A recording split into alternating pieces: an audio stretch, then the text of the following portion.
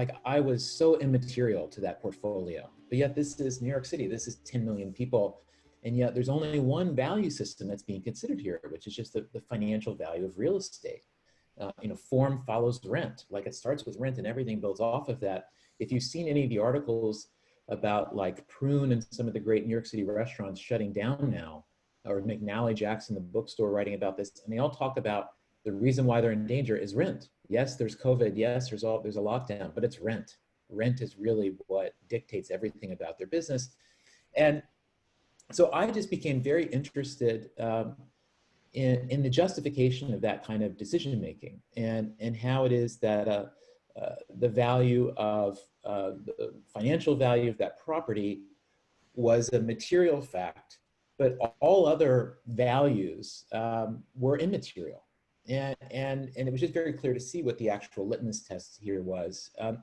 So I was CEO of Kickstarter at the time, and I'd been invited to give a talk at Web Summit, a big conference that was in Dublin that year. And a colleague challenged me to like not just sell our product, but to say something. And so I decided to tell the story of Mars Bar. And I told the story of how I thought that was happening in culture, and how there was sort of a financial monoculture that was remaking the world. And that was operating from an assumption that the correct choice in any decision was whichever option made the most money, whichever option drove valuations higher, and that there was just a base assumption that that was always a sound decision. And that base assumption worked if your prism was, yes, what will maximize my financial self-interest, but yet we'd somehow arrived at like that really being the only valid vector through which to make a decision. And I experienced this as a CEO, even in a company that's trying to do everything like 10 out of 10 the right way. And so I ended up giving a talk, just sort of expressing this, sort of sharing this theory that maybe this is the invisible thing that's happening. And it really ended up striking a chord. And for like my next 3 years as CEO, I kind of only spoke about this issue and putting Kickstarter's larger shift into becoming a public benefit corporation into this context, and also sort of arguing for like an imperative to entrepreneurship in a way, like a reason for us to build things is also to try to break this value system, and I think shape it in a way that is more fitting, because I think this has just simply gotten a little out of hand.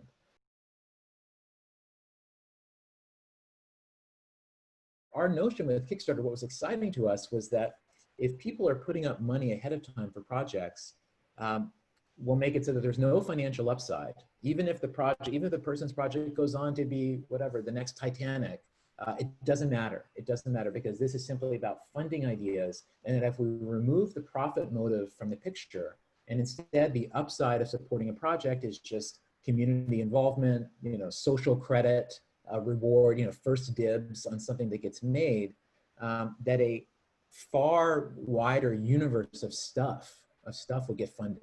Because when everything is meant to satisfy that financial self-interest, of course, it's just a small number of things that can do that. So that was what was most exciting. And for us, coming from a creative background, we just knew how hard it is as an artist to get something funded. And so the very first investors of Kickstarter are all artists. They're all artists. We went to traditional VCs and funders and tried to take their money. They almost to a person, every single one of them did not like the idea. It's like the conversations we would be having in 2005, 2006 would be like, well, aren't these people starving artists? If they're starving, why would anyone want to give them anything? Like, aren't artists who are already good, aren't they already famous and hits? Like, who cares about these people? And there's just no notion of there being value. There's no notion of there being value in community projects or in artistic projects that were not meant to be, we're not aspiring to commercial blockbusterness. And so, to us, it was just so obvious that that was a universe, a meaningful universe that was being missed. And as we structured the business, a couple interesting choices. One is that we set our fee. We decided there would never be advertising. Advertising would misalign our interests. That our only revenue source would be, we set a 5% fee if things reached their funding target. We picked 5 because it's the lowest round number, and just we thought no one could ever undercut it. And if we stay small, we can manage on that.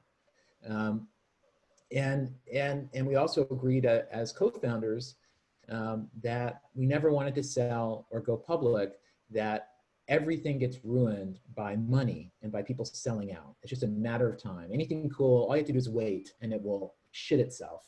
And instead, like, we should have a goal of long-term meaningfulness being success.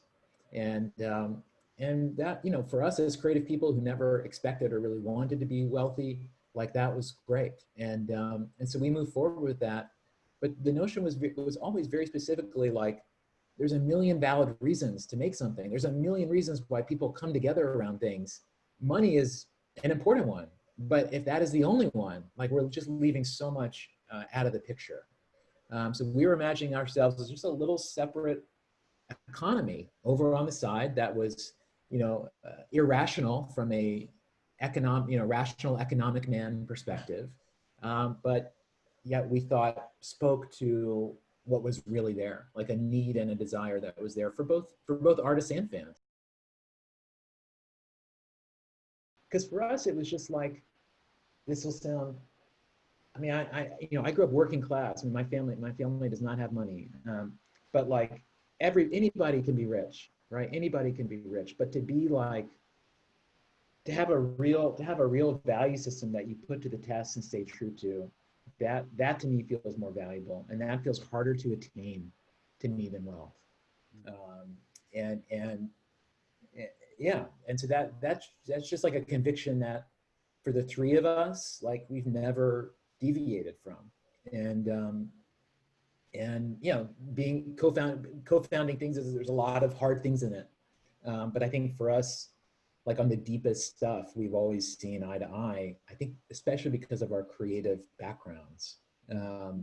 And, you know, the rest of the world may not care so much about that. I mean, who knows whether, like, a general Kickstarter user knows or cares about this in any way. But it's important to us, and I think it's an important signal to other entrepreneurs to be like, you can design your own game. You don't have to play the game you're being told to play. You have more agency than you think. It just requires lowering your upside. You just have to trade something. Because the other trade is, if you raise lots of money, like, while I was CEO, two of our direct competitors raised $60 million from, like, the three biggest Silicon Valley VC firms, with, like, TechCrunch articles saying they're taking on Kickstarter. We can immediately feel our markets getting flooded with them just, like, offering money to people to leave Kickstarter and to join their platforms instead. And so you have this moment of like, wait, do we need to do that too?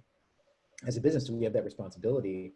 And, you know, in the end, we decided not to. And I could see over time how much money those companies had raised really bound their decisions. It restricted them. There were only certain ways they could do things. And so, like, raising a lot of VC money, it's just a post-dated check. And every decision you make from that point on, you are reverse engineering to the outcome that check demands. So for us, by raising very little capital, by being profitable within 14 months of opening, we did that by staying small and having a revenue source. And then that just gave us the freedom to operate, and yeah, lets you navigate a lot of hard things, I think, a little bit easier.